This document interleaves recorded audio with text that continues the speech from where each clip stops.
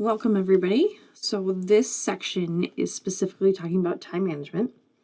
Time management is the ability to use one's time effectively or productively. And once again, all artwork comes from theoatmeal.com. Okay, so we started off with a discussion board and you had to list 10 things you did yesterday, and then we listed 5 things we need to do to graduate. And so you're just going to take an opportunity to reflect, like how many of your 10 things lined up with the 5 things you need to do to graduate. And this discussion board activity typically sets the tone for how we're thinking about time management. So often we spend time reacting to other people's requests or hurry-ups or to-do lists that rarely are we intentionally making progress to the big picture items. So that's how this time management article and this lecture will be framed, is how do we focus on the big picture?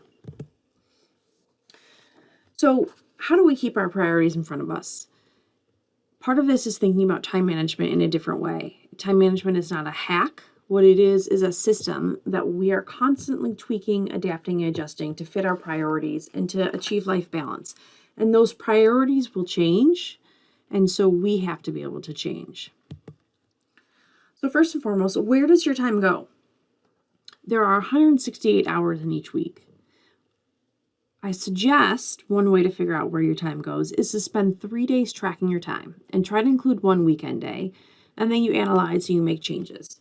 So getting a baseline and an understanding of how much free time you have, how much time you are sleeping, how many hours you're commuting, getting a baseline really helps you understand, are you spending time heading towards your priorities, or are you just spending your time?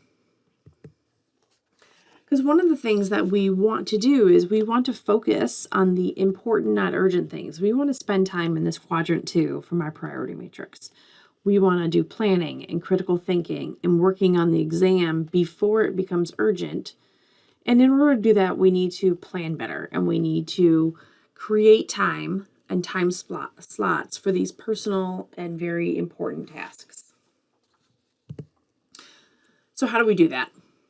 Well, we need to build a system.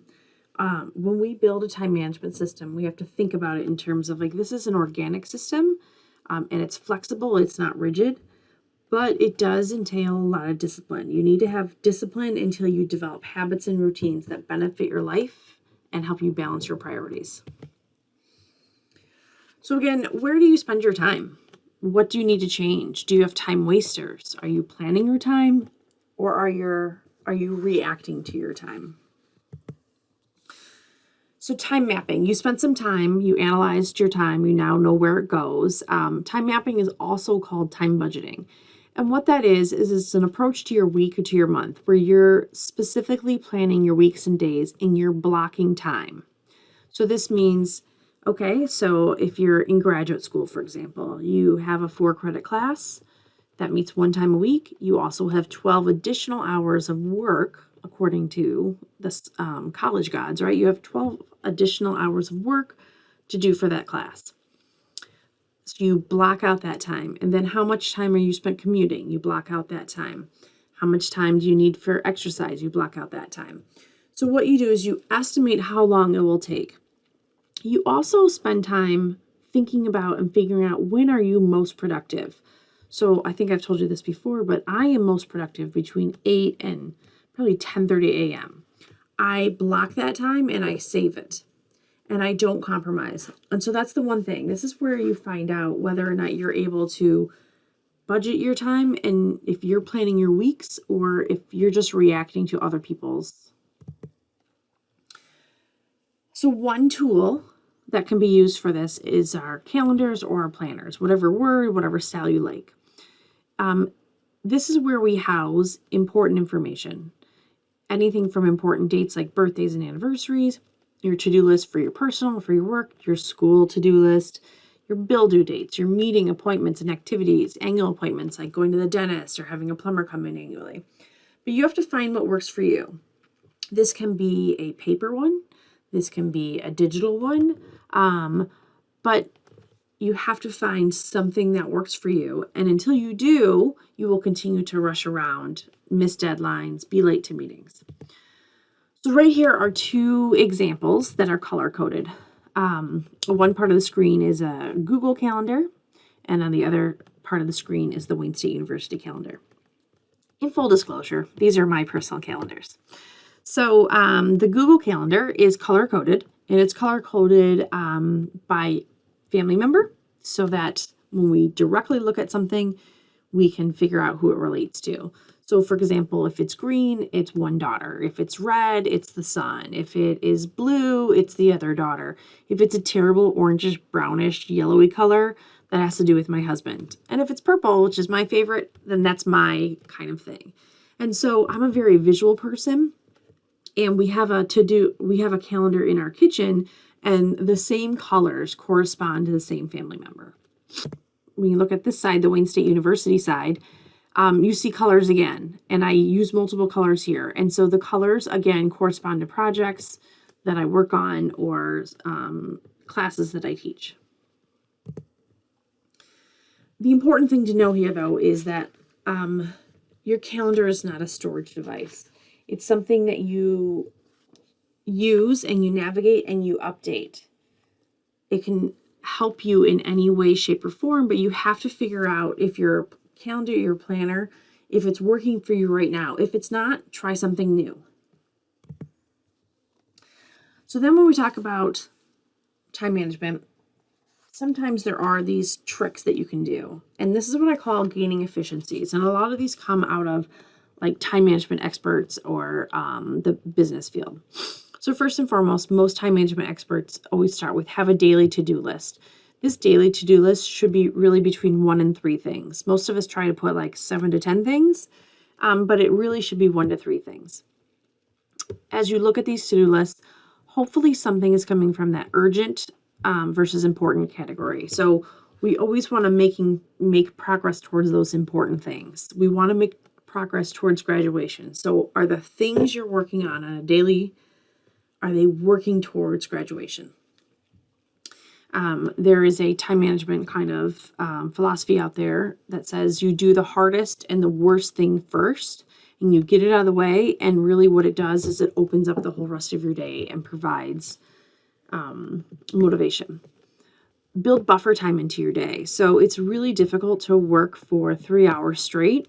So we're going to talk about a little bit on the next slide, but build in buffer time. So whether that is a few minutes in between meetings just to decompress, whether that is additional travel time during rush hour, build it in so that you're not rushing from thing to thing and you haven't eaten breakfast or lunch or gone to the bathroom. Build it in. I promise it will help you. The 2-minute rule.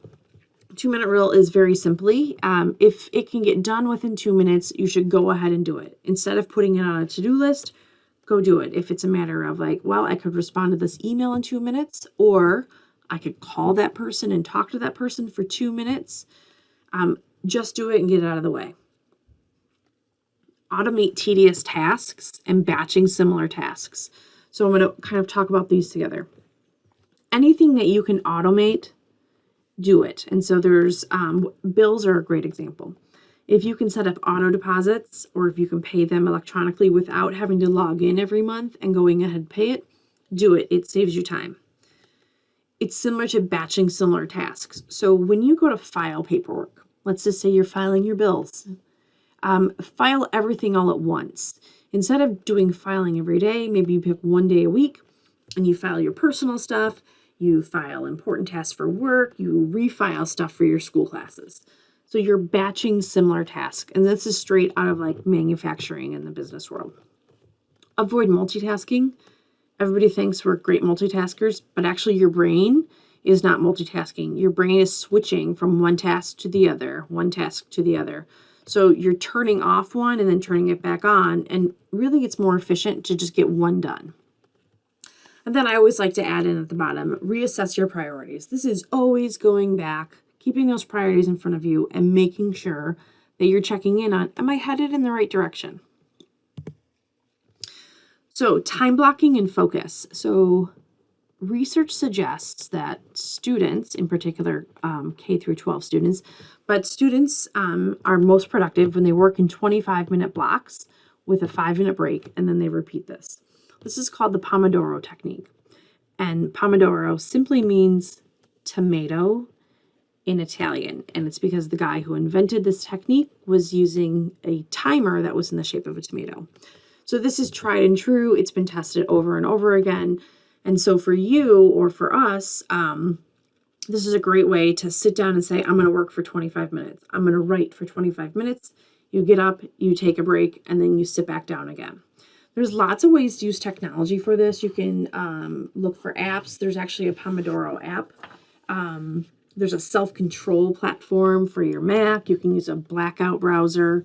There's also a 30-30 time management app. It's a work timer. So you can use technology to help us instead of to distract us. So when it comes to, we're going to sit down and we're going to do the 25 minutes. There's a couple of like helpful hints right here. Either silence your phone, put it on airplane, or put it on do not disturb. This way you won't be distracted by the phone buzzing. If you're not great at temptations, go ahead and get like a blackout browser so that you can't open other windows.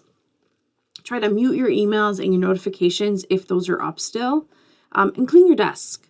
Clean your desktop, close the browsers, whatever it is. There's a saying that's called messy desk, messy mind, and there's a lot of research out there that suggests like when we declutter, we feel more focused. So wherever you work, try to keep it organized. Again, brain dump before you work. Brain dumping before you jump into something is a wonderful way to kind of like root out some of those distractions. And then some of those other things are like, especially when you're thinking about videos or articles as you're doing a research paper, either create like a wish list app, put them in your notes folder.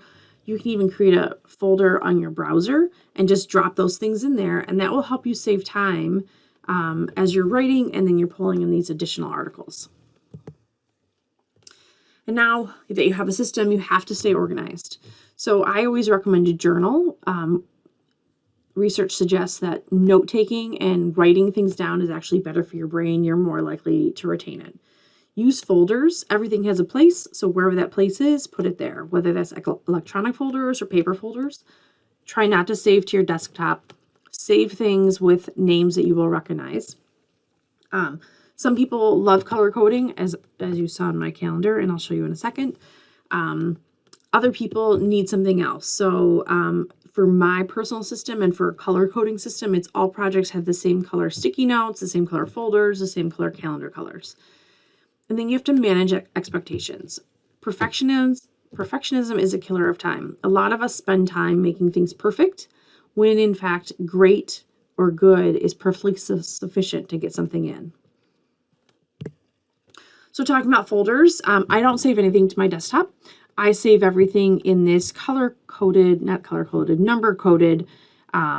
folder system in my documents. And so if it's a 00, it needs to be at the top because I access it regularly. If it's a ZZ, that means it's less important. And I follow that same system all the way through my folders. Don't be worried about me and my organization. What you need to be worried about is what works best for you, okay? And then last, you have to fine tune your system. Any time management system, any calendar, anything like this, it's organic and you're going to have to fine tune it because what works for me is not going to work for you.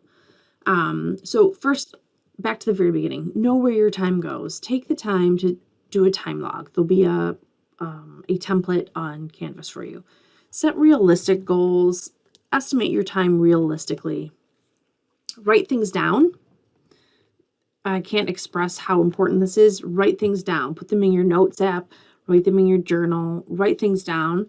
Dates, due dates, notes, people's contact info. Just secure the information. Accept that sometimes we won't get everything done. And that's where that urgent versus important really comes into play. Work on intentionally improving your focus, specifically and intentionally breaking up tasks. Avoid multitasking. And of course, to help all of this, your stress, your anxiety, and your focus, meditate.